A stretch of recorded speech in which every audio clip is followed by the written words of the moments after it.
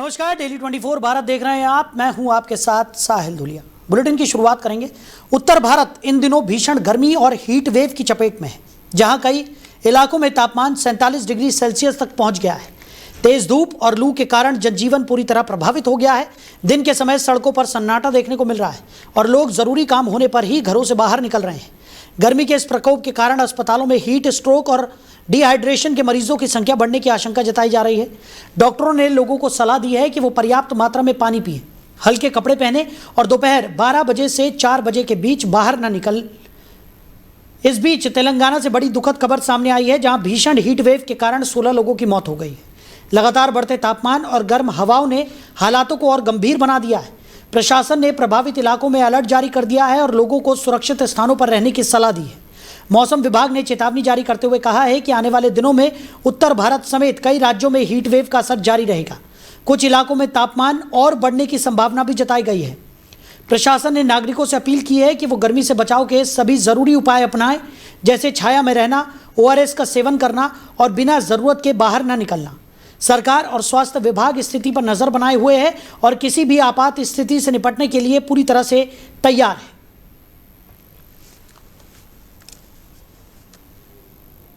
तो उत्तर भारत में 47 डिग्री तक तापमान पहुंच गया है। भीषण गर्मी लोगों का जीना मुहाल कर रही है। कई जगहों पर तापमान 47 डिग्री को भी पार करता हुआ नजर आ रहा है। लोगों को भीषण गर्मी में खासा परेशानियों का सामना करना पड़ रहा है। तेलंगाना की बात करें, हीट वेव से 16 लोगों की मौत की खबर निकलकर सामने आई है। वहीं अस्पतालों में भी मरीजों की संख्या काफ़ी ज़्यादा बढ़ती हुई दिखाई पड़ रही है। हीट स्ट्रोक और लू की चपेट में आने से लोगों को खासा परेशानियों का सामना करना पड़ रहा है। और खबर पर ज़्यादा जानकारी के साथ हमारे सहयोगी अरबाज हमारे साथ जुड़ गए हैं। अरबाज, भीषण गर्मी इस वक्त नजर आ रही है। पूरे उत्तर भारत में भीषण गर्मी का प्रकोप देखने को मिल रहा है। लोगों को खासा परेशानियों का सामना करना पड़ रहा है। कई तरह की एडवाइजरी भी जारी की गई है और लोगों से लगातार अपील की जा रही है कि वो भीषण गर्मी में बाहर निकलने से बचे। क्या स्थिति है इस वक्त? और बिल्कुल साहिल, देखिए कहीं ना कहीं गर्मी का जो इस वक्त हाल है वो बेहाल कर रहा है लोगों को। कहीं ना कहीं लोग इतने बदसे हो चुके हैं, इतने परेशान हैं कि घर से निकलना उनका मुश्किल हो चुका है। इतनी भीषण गर्मी है, बड़ी ज्यादा सबसे ज्यादा जो परेशानी का सामना करना पड़ रहा है वो जो रोजमर्रा की जिंदगी में कमाने निकलते हैं घर से, उन पर सबसे ज्यादा असर पड़ रहा है। एक तरफ जहाँ जो इतनी भीषण गर्मी पड़ रही है, वहीं बिजली की कटौती भी देखने को मिल रही है। कहीं ना कहीं लोगों का हाल बेहाल हो चुका है। वहीं बात की जाए जो सड़कों पर इस वक्त लोगों का हाल है, लोगों पर सड़कें भी, जो सड़कों पर लोग हैं वो कम दिखाई दे रहे हैं। जो भी निकल रहा है वो बड़े अपने काम से ही निकल रहा है। और जो कि बयान भी जारी हुआ है, एडवाइजरी जारी की गई है कि भीषण गर्मी पड़ रही है तो लगभग 12 बजे से 4 बजे तक अपने घर में रहें और कोई काम है तो उसी काम से बाहर निकले। सड़कों पर जितने पेड़ हैं वो पेड़ सूख चुके हैं साहिल, इतनी भीषण गर्मी पड़ रही है। कई इलाकों में 47 डिग्री तक रोजाना पार हो जाता है और आने वाले दिन हैं उनमें कई राज्यों में, उत्तर भारत के साथ साथ कई राज्यों में भी लगातार 47 से ज्यादा पारा जाएगा और कहीं ना कहीं भीषण गर्मी पड़ती नजर आएगी। सभी लोग परेशान हैं। अब लोगों की बात की जाए या जानवर की बात की जाए तो सभी फिलहाल में परेशान हैं। और कहीं ना कहीं आज कभी जब सड़कों पर देखा जा रहा है तो लोग परेशान होकर उन्होंने प्याव लगाया है। कहीं ना लोग सड़कों पर शरबत बांटते नजर आ रहे हैं। तो माना जा सकता है कि फिलहाल के जो हालात हैं वो बस से बदतर है, लेकिन आने वाले वक्त तो इससे भी ज्यादा खराब हो जाएंगे साहिल। बिल्कुल। और वहीं अगर अरबाज बात की जाए, क्योंकि कई ऐसे लोग भी हैं जिनका फील्ड वर्क होता है और ऐसे में इस भीषण गर्मी में बाहर निकलना जानलेवा साबित होने की आसार यहाँ पर नज़र आ रहे हैं। जिस तरीके की स्थितियाँ बिगड़ रही हैं, नोएडा NCR की बात करें, राजधानी दिल्ली की बात करें तो काफ़ी ज़्यादा गर्मी का प्रकोप यहाँ पर देखने को मिल रहा है। भीषण लू चल रही है। हीट स्ट्रोक के मामले भी लगातार बढ़ते हुए नजर आ रहे हैं। अस्पतालों में भी मरीजों की संख्या में इजाफा दर्ज किया गया है।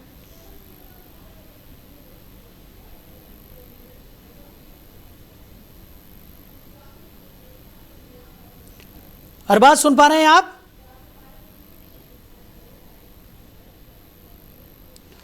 तो अरबाज से हमारा संपर्क यहां पर टूट गया। उनसे दोबारा जुड़ने की हम कोशिश करेंगे। तो लगातार उत्तर भारत में कई जगहों पर 47 डिग्री के भी पार तापमान दर्ज किया जा रहा है। भीषण गर्मी से लोग परेशान हैं। हीट स्ट्रोक के जो मरीज हैं उनकी भी संख्या बढ़ती हुई नजर आ रही है। अस्पतालों में मरीजों की संख्या बढ़ गई है। तो अरबाज हमारे सहयोगी फोन लाइन पर हमारे साथ जुड़ गए हैं। अरबाज, जिस तरीके से हम चर्चा कर ही रहे थे कि स्थितियां काफ़ी गंभीर हैं, दिल्ली एनसीआर की बात करें तो लगातार तापमान में बढ़ोतरी दर्ज की जा रही है और उसका जो असर है वो साफ तौर पर दर्ज देखने को मिल रहा है।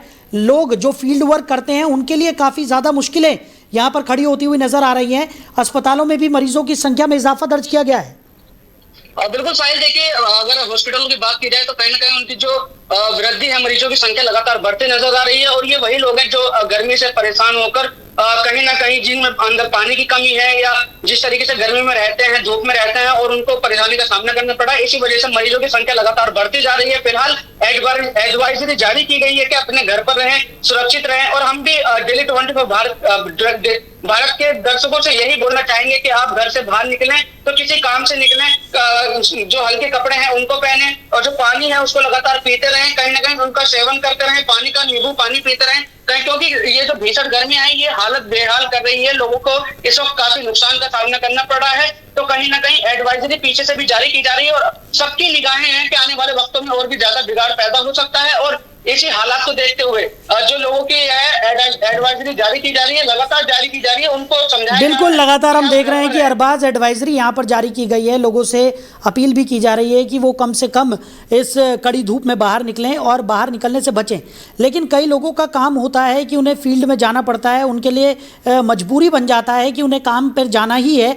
ऐसे में कई सावधानियाँ बरतने की अपील यहाँ पर लोगों से की जा रही है। साथ ही साथ अगर दिल्ली की बात करें तो वहाँ पर जो कर्मचारी हैं या जो लेबर क्लास लोग हैं उनके लिए भी कई तरह की एडवाइजरी यहाँ पर जारी की गई है।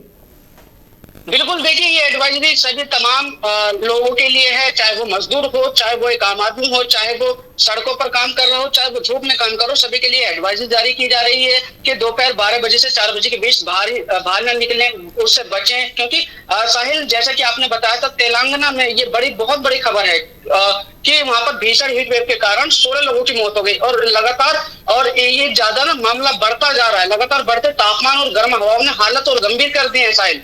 प्रशासन ने प्रभावित इलाकों में अलर्ट जारी कर दिया है फिलहाल और लोगों को सुरक्षित स्थानों पर रहने की सलाह दी है। लेकिन साहिल, सबसे बड़ा सवाल यही होता है, जो गरीब तबके का लोग है वो बाहर नहीं जा सकते, क्योंकि जो एक मीडियम है वो छुट्टियों में चाहता है, गर्मियों में चाहता है कि वो बाहर चला जाए, घूमने चला जाए जहाँ पर ठंडा इलाका है। लेकिन जो गरीब तबके का लोग है वो क्या करे, वो कहाँ जाए? और क्योंकि वो घर पे भी नहीं रह सकते, क्योंकि घर पर जो बिजली है उसकी बड़ी कटौती देखने को मिल रही है। और यही नहीं, पूरे इलाके में, पूरे नोएडा एनसीआर में बिजली की कटौती देखने को मिल रही है।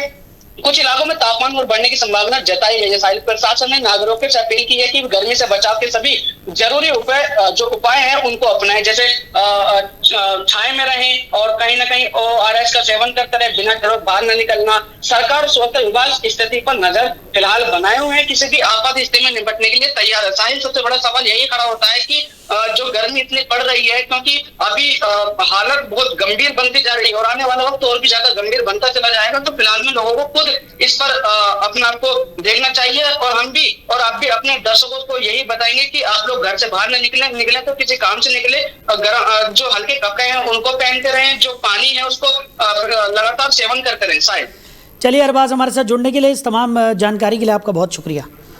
तो पूरे उत्तर भारत में इस वक्त गर्मी का प्रकोप देखने को मिल रहा है।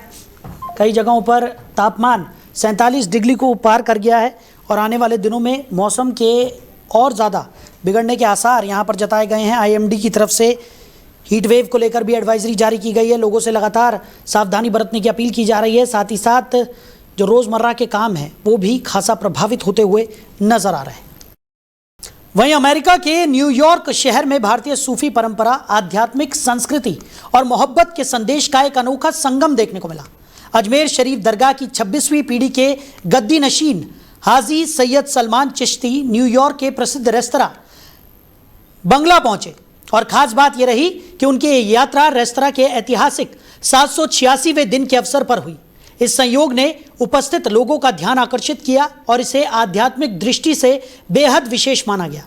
इस्लामी परंपरा में 786 अंक को पवित्रता, बरकत और आध्यात्मिक महत्व का प्रतीक माना जाता है।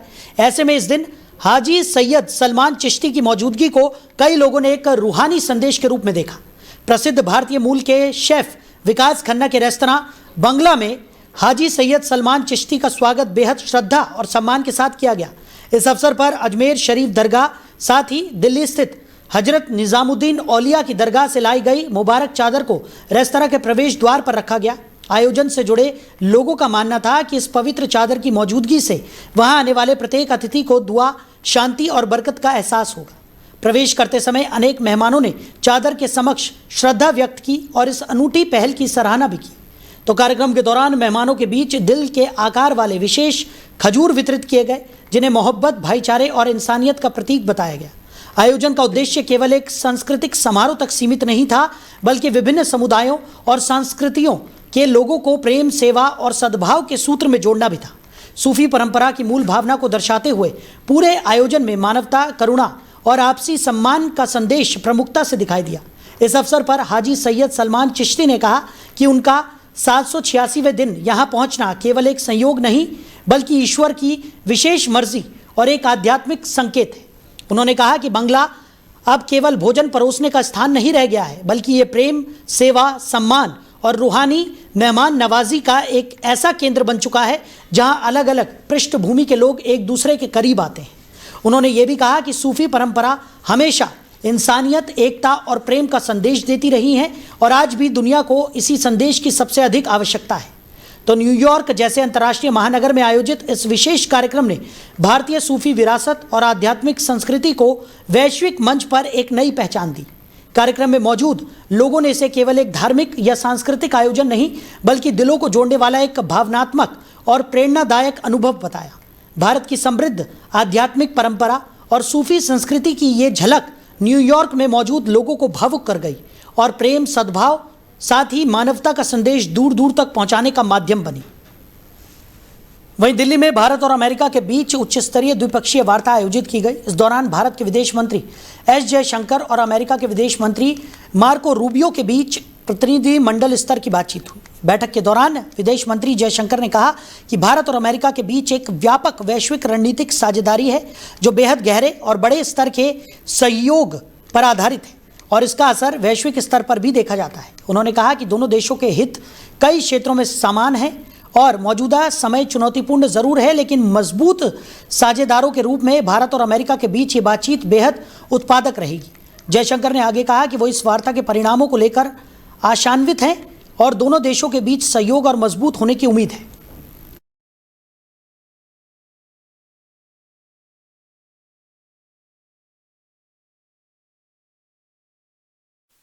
उधर पाकिस्तान के क्वेटा में रविवार सुबह एक बड़ा आतंकी हमला हुआ, जब बलूच लिबरेशन आर्मी यानी BLA के मजीद ब्रिगेड के एक आत्मघाती हमलावर ने जाफर एक्सप्रेस ट्रेन को निशाना बनाकर जोरदार विस्फोट कर दिया। धमाका इतना भीषण था कि ट्रेन की एक बोगी पूरी तरह जलकर खाक हो गई। इस हमले में अब तक कम से कम 26 लोगों की मौत की पुष्टि हुई है, जबकि 70 से ज़्यादा लोग गंभीर रूप से घायल बताए जा रहे हैं। सुरक्षा एजेंसियों ने इसे सुनियोजित फिदायीन हमला करार दिया है। जानकारी के मुताबिक Jaffar express train Quetta cantt से सैन्य कर्मियों को लेकर जा रही थी। इस दौरान चमन फाटक के पास रेलवे ट्रैक के नज़दीक आत्मघाती हमलावर ने खुद को विस्फोट से उड़ा लिया। धमाके की चपेट में आने से ट्रेन की एक बोगी पूरी तरह नष्ट हो गई और आसपास के इलाके में अफरा तफरी का माहौल बन गया।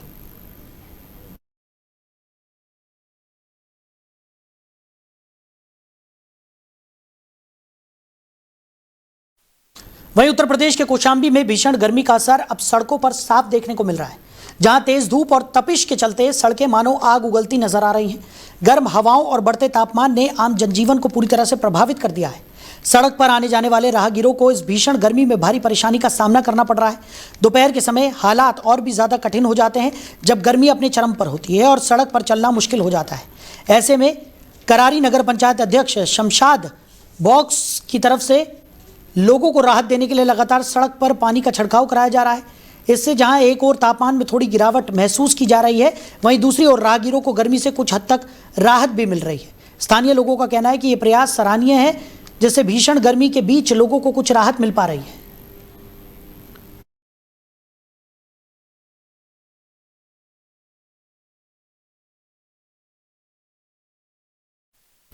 वहीं मैनपुरी से एक मामला सामने आया है, जहां श्री श्री 108 संत अद्वैतानंद जी गिरी महाराज आश्रम देवी रोड के सामने लगे विद्युत ट्रांसफार्मर को हटाने की मांग उठाई गई है। आश्रम के अध्यक्ष रामबाबू उपाध्याय ने प्रदेश के पर्यटन एवं सांस्कृतिक मंत्री जयवीर सिंह को पत्र भेजकर इस ट्रांसफार्मर को वर्तमान स्थान से हटाने की मांग की है। पत्र में बताया गया है कि आश्रम के ठीक सामने स्थित ये ट्रांसफार्मर काफ़ी गहराई में लगा हुआ है, जिसके कारण हादसों की आशंका बनी रहती है। आए दिन इसमें फॉल्ट होने की घटनाएं भी सामने आती हैं, जिससे न केवल आश्रम में आने वाले श्रद्धालुओं की सुरक्षा पर खतरा बना रहता है, बल्कि आसपास घूमने वाले पशुओं के लिए भी जोखिम की स्थिति बनी रहती है। आश्रम प्रबंधन का कहना है कि किसी भी संभावित दुर्घटना से बचने के लिए ट्रांसफार्मर को वहां से हटाकर किसी सुरक्षित स्थान जैसे सड़क किनारे या उचित दूरी पर स्थानांतरित किया जाना बेहद जरूरी है। फिलहाल आश्रम अध्यक्ष ने जनहित और सुरक्षा को ध्यान में रखते हुए संबंधित विभाग से जल्द कार्रवाई की मांग की है। आश्रम के समक्ष भक्तों के आने जाने वाले रास्ते में व्यवधान पैदा करता है। कई बार भक्तों के साथ घटनाएं भी घट चुकी हैं। अतः मैं चाहता हूं कि आश्रम के अन्यत्र किसी स्थान पर इसको स्थानांतरित कर दिया जाए अथवा रोड साइड पर इसको ले जाया जाए, ताकि आश्रम स्वामी अद्वैतानंद आश्रम की समस्याएं कोई आगे भविष्य में इस ट्रांसफार्मर से घटित न हो। अपने मंत्री जी को भी एप्लीकेशन दी थी, वहां से कोई जवाब नहीं मिला आपको? नहीं, कोई जवाब नहीं मिला। बिजली विभाग के जेई से आपकी बात हुई थी, उन्होंने क्या कहा? उन्होंने ये कहा आप पैसे दे दें इसको हटाने के लिए तो मैं आपकी व्यवस्था अत्यंत शीघ्र कर दूंगा। आश्रम के समय वहीं ललितपुर से एक चौंकाने वाला मामला सामने आया है, जहां सोशल मीडिया पर एक वीडियो तेजी से वायरल हो रहा है। इस वीडियो में कुछ युवक ताश के पत्तों पर हार जीत की बाजी लगाते हुए दिखाई दे रहे हैं। जानकारी के मुताबिक ये मामला सदर कोतवाली क्षेत्र के सिविल लाइन चौकी इलाके का बताया जा रहा है। वीडियो में साफ देखा जा सकता है कि 1 दर्जन से ज्यादा युवक मौके पर मौजूद हैं और खुलेआम ताश के पत्तों पर दाव लगाकर खेल रहे हैं। इस वीडियो के वायरल होने के बाद इलाके में चर्चाओं का बाजार गर्म हो गया है। लोग सवाल उठा रहे हैं कि आखिर इतनी भीड़ के बीच खुलेआम इस तरह का खेल कैसे चल रहा था और जिम्मेदार लोग क्या कर रहे थे। फिलहाल वीडियो के आधार पर मामले की जांच की बात सामने आ रही है और यह भी देखना होगा कि पुलिस इस पर क्या कार्रवाई करती है।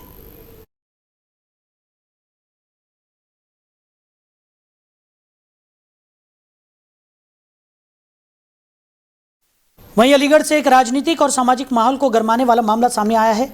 एम्स के जिलाध्यक्ष AIMIM के जिलाध्यक्ष यामीन खान पर गंभीर आरोपों के बाद उनके खिलाफ FIR दर्ज की गई है। जानकारी के मुताबिक यामीन खान पर सड़क पर नमाज पढ़ने का ऐलान करने और कांवड़ यात्रा तक और कांवड़ियों पर आपत्तिजनक टिप्पणी करने का आरोप लगा है। इस मामले को लेकर उनके खिलाफ सिविल लाइन थाने में केस दर्ज किया गया है। पुलिस ने उनके खिलाफ BNS की धारा 192 और 353 के तहत FIR दर्ज की है। ये कार्रवाई हिंदूवादी युवक गौरव माहेश्वरी की तहरीर के आधार पर की गई है। बताया जा रहा है कि यह पूरा मामला कलेक्ट्रेट परिसर में ज्ञापन देने के दौरान दिए गए बयान से जुड़ा हुआ है, जिसके बाद विवाद बढ़ गया और मामला पुलिस तक पहुंच गया। फिलहाल पुलिस पूरे मामले की जांच में जुटी है और आगे की कार्रवाई की बात कही जा रही है। देखिए, मैं यामीन खान अब्बासी, जिलाध्यक्ष ऑल इंडिया मजलिस-ए-इत्तेहादुल मुस्लिमीन अलीगढ़। हमारे पश्चिमी उत्तर प्रदेश के अध्यक्ष डॉक्टर मेहताब चौहान साहब के निर्देश पर आज समस्त पश्चिमी उत्तर प्रदेश के जिलों में आगामी 28 मई से लेकर 30 मई तक ईद उल अजहा के त्यौहार को मद्देनजर रखते हुए जिले की तमाम ईदगाहों पर, तमाम मोहल्लों में, मुस्लिम आबादी क्षेत्रों में सफाई व्यवस्था, पेयजल व्यवस्था, निर्विवाद विद्युत आपूर्ति और व्यापारियों की सुरक्षा। दूसरा यह है कि ईदगाहों पर जब तादाद ज़्यादा हो तो हमें जो ईदगाह के सामने सड़क है उस पर नमाज पढ़ने की अनुमति दी जाए। इन 5 सूत्री ज्ञापन को लेकर के हम आज जिलाधिकारी महोदय को ज्ञापन देने। देखिए, DM साहब तो ऐसा लगता है कि वो किसी एक सनातन समुदाय के मुख्यमंत्री हैं, जबकि आदमी मुख्यमंत्री बनता है तो वो हिंदू, मुस्लिम, सिख, ईसाई सभी समुदाय का मुख्यमंत्री होता है। और BJP का नारा है कि सबका साथ, सबका विकास, सबका विश्वास। तो वो केवल एक ही समुदाय का विकास कर रही है और एक ही समुदाय का विश्वास जीत रही है। सड़क पर नमाज जो तमाम आयोजन होते हैं, होली है, दिवाली है, दुर्गा पूजा है, दशहरा है, तमाम कीर्तन है, तमाम कांवड़िया जो 1-1 महीने तक चलते हैं, उनको रूट डाइवर्ट कर करके सड़क जाम कर दी जाती हैं। और वही कांवड़िए जो सड़कों पर नशा करके, चिलम पी करके और तमाम उपद्रव करते हैं, तो उनके लिए सड़क रोकने की अनुमति है। और 15 मिनट के लिए सादगी के साथ अगर मुस्लिम समुदाय के लोग नमाज अदा करना चाहते हैं तो उनके लिए मुख्यमंत्री धमकी दे रहे हैं। तो ये मुख्यमंत्री हमेशा नहीं रहेंगे।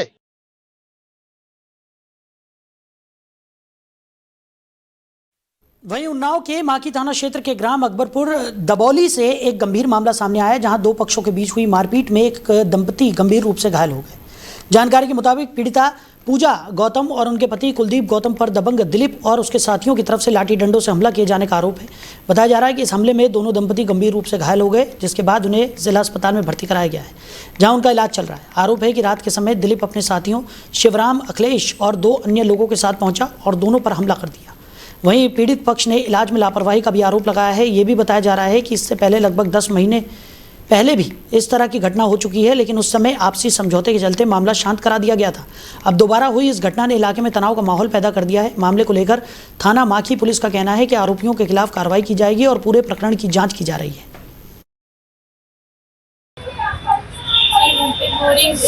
हाँ। पानी नहीं भरने के इसकी तार काट दिया, शाम को सुबह जोड़ दिया, फिर शाम को काट दिया। इस तरह की घटनाओं को अंजाम दे रहा है। क्या नाम है उसका देवर का आपके?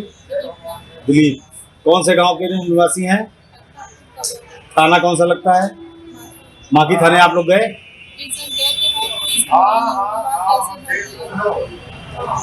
जिला अस्पताल में आपने अल्ट्रासाउंड वगैरह कराया? यहाँ भी यहाँ कराया। अच्छा, प्रशासन से क्या अपील करना चाहेंगे आप? वहीं कानपुर में जीआरपी कानपुर सेंट्रल को एक अहम सफलता हाथ लगी है। जीआरपी और आरपीएफ की संयुक्त टीम ने कानपुर सेंट्रल रेलवे स्टेशन पर कार्रवाई करते हुए करीब 10 किलो 190 ग्राम अवैध गांजा बरामद किया है, जिसकी बाजार में कीमत लगभग 12 लाख रुपए बताई जा रही है। कानपुर में हुई इस कार्रवाई के दौरान झारखंड निवासी आरोपी रवि कुमार को मौके से गिरफ्तार किया गया। टीम ने उसे स्टेशन परिसर में ही दबोच लिया। ये पूरी कार्रवाई कानपुर सेंट्रल रेलवे स्टेशन पर की गई, जहां जीआरपी और आरपीएफ की एक संयुक्त टीम लगातार चेकिंग अभियान चला रही थी। फिलहाल पुलिस आरोपी से पूछताछ कर रही है और ये पता लगाने की कोशिश की जा रही है कि अवैध गांजा किस नेटवर्क के जरिए लाया गया और सप्लाई किया जा रहा था।